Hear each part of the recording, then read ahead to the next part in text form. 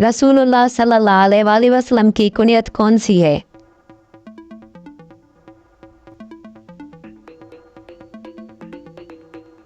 जवाब अबुल कासिम। ख्वाब में आग देखना किस चीज की अलामत है?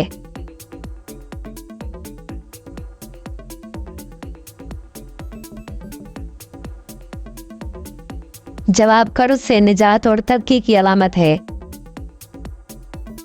ख्वाब में खुद को नंगा उड़ते देखना किस चीज की अलामत है?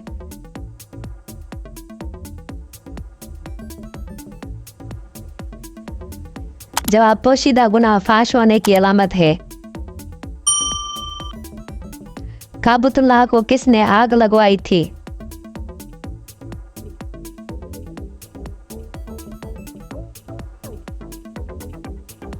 जवाब यजीद इब्ने माविया के कहने पर इब्ने ज़ियाद